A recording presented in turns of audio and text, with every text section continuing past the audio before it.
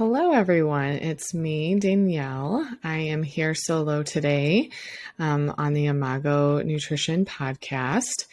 I have an interesting topic to think about today. It is about creating a healthy environment. So, have you had a goal? Maybe it was to lose weight or to reduce your sugar or what have you, and your environment around you didn't really help you out much. It actually made it harder. Maybe you were working on decreasing sugar and went to work, and then there's treats that maybe a coworker brought in, or maybe it was a friend's birthday, any type of special occasion. Obviously, there's sweets and sugar. So this one is just more of the overall environment. So if you think about our culture, it's not necessarily designed for a healthy lifestyle. We have entertainment, TV shows, restaurants, and more that kind of encourage us to sit more and eat more than we should. So it's kind of good to be prepared and aware of those things so that you do have kind of some regular habits that keep the overall 80% of the time encouraging a healthy environment and for you, but also for your whole family.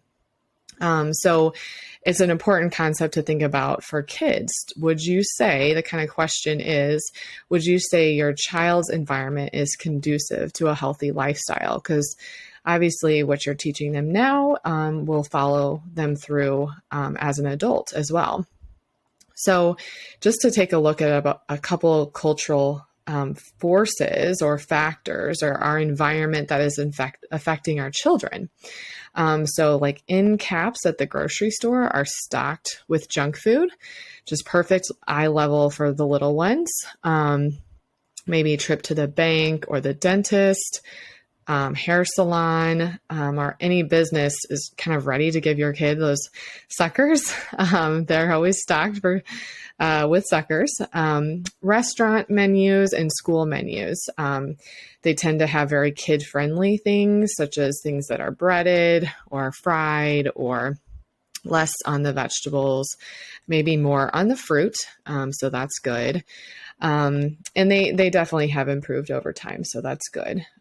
Special treats. Okay. So, I think, in school, the older your kid gets, maybe there's less of this, but, my kid just finished, pre-K and there was a celebration for like every single thing. Maybe they were learning about the ocean and they made pudding cups with the with the Oreos and the gummy worms, or maybe they were learning, there was 100th day of school or classmates' birthday parties. So obviously I'm not against special occasions, but just thinking about in your control, kind of how many of those things it's special, we need a treat. So like, is there a way you can also have special things and not involve like desserts? Like, is there other things that are really special for your kids and you as a family that doesn't involve extra sugar? And then like our TVs, tablets, and video games are calling our kids to sit more. So here's just a few things that I have loved to implement in my family. So maybe you'd find a few of these helpful. There's about 12 of them. So just some regular habits to get into practice with to just overall have that healthy environment. Once again, we're not aiming for 0 grams of added sugar for our kids in a day. I had a episode, if you want to jump into, all the list of all of the episodes and find the one on sugar. I do talk about how much sugar to have for kids and adults as well. But the first one is just to eat from home as often as you can. You're going to reduce not just sugar but more so sodium, fat, and calories. So more so of the fried foods and the sodium that is going to help with eating at home most often. One also, of course, the benefit is finances. It's a little bit more cost friendly to eat from home. And then also, if your kids are active in sports or activities, packing lunches or dinners, that still counts. So you're saving money. A lot of things can be kind of friendly in the cooler. We are currently in the swim team season with my two kids, and every Monday night dinner at the pool. So it could be chicken quesadilla or some quinoa burgers or quinoa salad or pasta salad or simple peanut butter or turkey sandwich. Yeah, there's so many different things I found that are really easy to bring along as a family to eat together. Second one is to teach your children what sometimes foods are and have, as a family, keep them at lower frequency. So that's why it's kind of nice, your accountability with each other. And in describing what those sometimes foods are, it might be helpful to look at, I think one of our resources is a free grocery list. So those ones would be those always foods on that grocery list. Sometimes foods would be those that are a little bit higher in fat, higher in sugar, lower in your vitamins and minerals and fiber. So white refined products, could be, obviously your desserts or pastries or donuts or things like that. But yeah, those ones that have less nutrition and more calories and fat and sugar would be your sometimes foods. So just kind of as a family coming up with a time that would work, or the frequency that works best for those foods. The next one is make sure your child isn't hungry when you take them grocery shopping. I know now it's kind of nice. We get to do those pickups and not even go into the grocery store. But if you do go into the grocery store, just the same as you don't want to go in the grocery store hungry. You buy more and maybe even more things that aren't on your list. The fourth one is to let your children help you pick out something on your list. So if fruit is on your list, let them pick which one. Or if vegetables are on your list, let them pick which one. So not always would I recommend that. Just, I'm going to tell them up front, would you please pick out a vegetable or would you please pick out a fruit when we're at the grocery store? Because the thing is, they'll see other things and think they're picking everything, right? So putting a limit or telling them, no, mommy's doing the shopping. I get to feed you the healthy food. That's the role as a parent. So it's just letting them participate in that small way can make a big difference. The next one is just to teach the concept save for later. So we have a little spot in our pantry where if they get something like a popsicle, or not a popsicle that melts, sucker or candies or cookies or something from a birthday party or some type of outing, the bank, whatever it might be, they can save it for later. So just reminding them that it doesn't mean that if you don't eat it now, you don't get it at all. Just thinking that as an adult is really great too, that you don't have to have something at that moment. If you're not hungry, save it for later and you can enjoy it later. You can probably enjoy it more. I find this really helpful because what will happen is you maybe go to a birthday party and they've obviously had cake or cupcakes or ice cream, and then they come back with a goodie bag full of candy. So thinking about oh, well, we don't have to load it up more with sugar, but also trying not to have too many restrictions. So it is really a fine balance that is very hard sometimes. So I understand that. The next one is to put limits on screen time. Okay, so,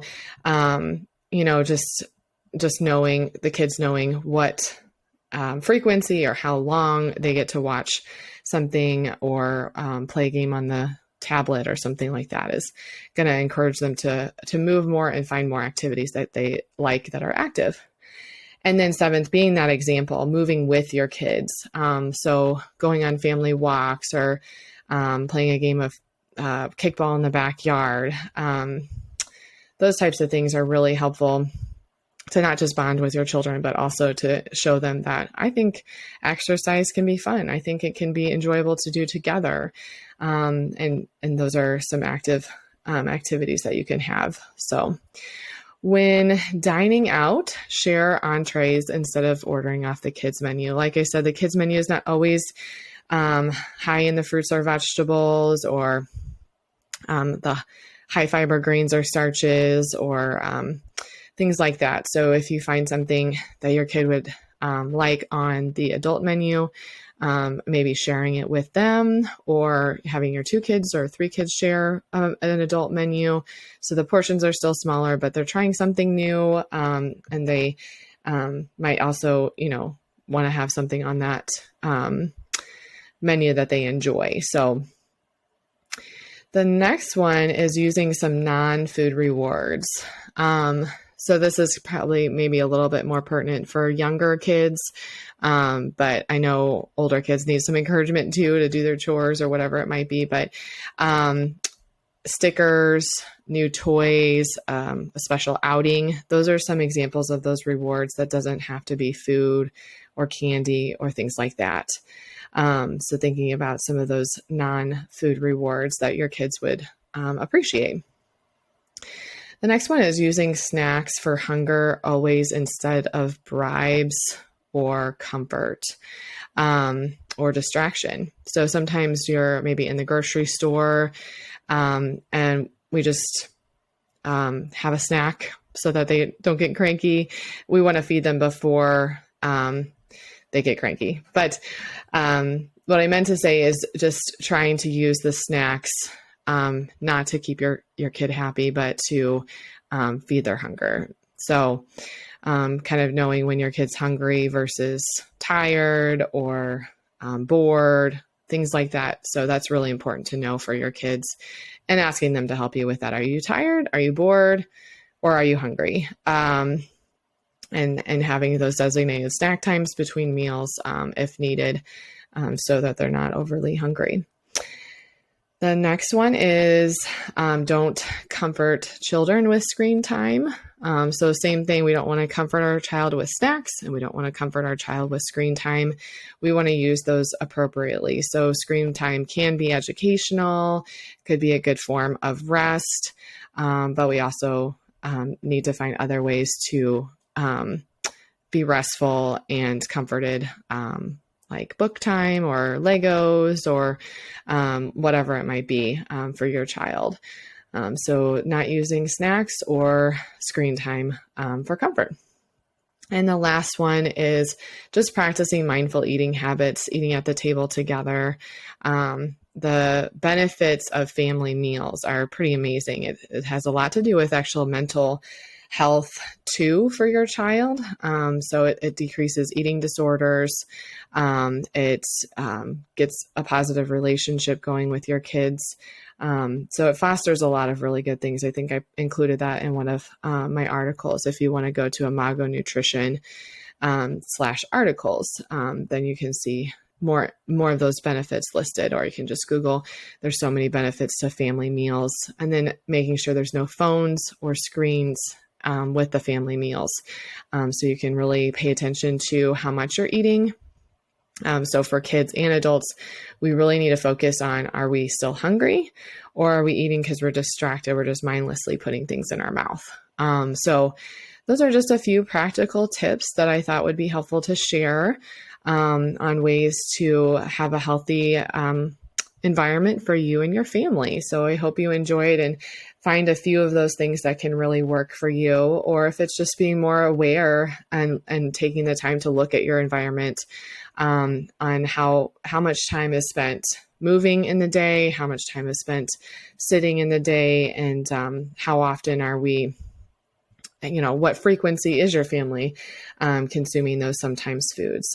So giving it an A in your health and your kids' health would be consuming those nutrient dense foods 90% of the time. And so thinking about trying not to be also, again, it's a fine balance, trying not to be too strict on that. So if I mean, I struggle with it sometimes, and I see all the sugar, and they're not seeing that, of course. So just having a good balance of not being too strict, and then also prioritizing your health as a family.